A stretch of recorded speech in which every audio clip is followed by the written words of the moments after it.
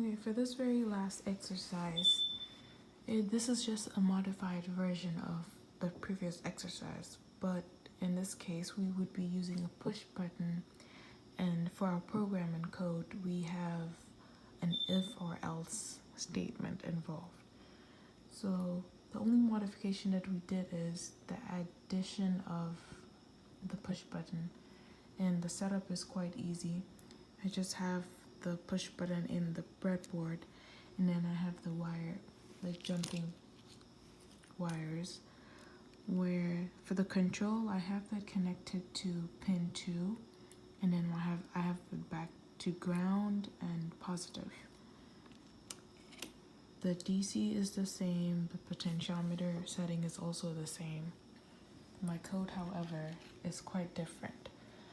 Now for this code, I had to use an input pull-up, because without the input pull-up, the DC was the power to DC was fluctuating. It was going on and off.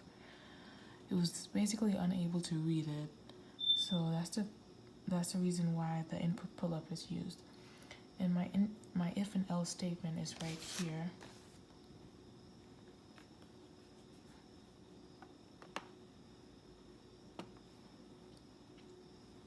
Okay, so now I'm gonna go ahead and upload this to the Arduino. Okay, for a quick description of what the code is, I have my analog read as 0 and digital read as pin 2. So pin 2 is connected to the push button, and pin 0 is connected to the potentiometer. I'm using the map function again, where the value from between 0 and 1023 that pin 0 reads, which is from the potentiometer, is being mapped to 0 between the values of 0 and 255. So with the use of the if and else statement, what I want is to do is, when my value is greater than 500, which is the potentiometer, if the potentiometer is greater than 500, and because I'm using the pull-up function, I need the DC to turn on when I press the push button. So in that case, it would be low. I need the DC to turn on when this condition is met. Otherwise, it needs to turn off.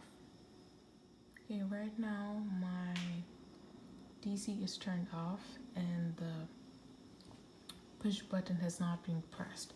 So what is going to print out would be the mapped values of the analog read, which is the potentiometer.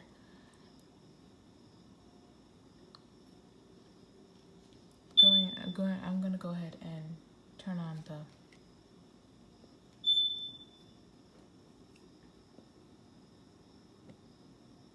see. So now I'm turning on the DC, and this is increasing. So the first number you would see is the value of the potentiometer before it is mapped, and the second one would be the mapped number.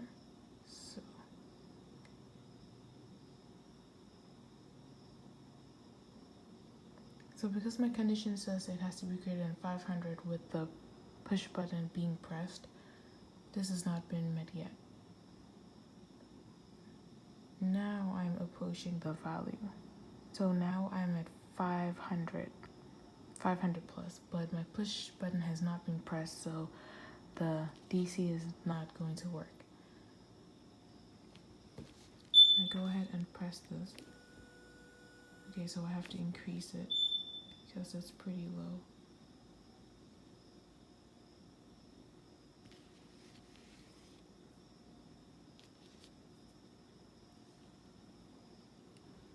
This is now the highest it can go. Then I go ahead and press the push button. The DC turns on.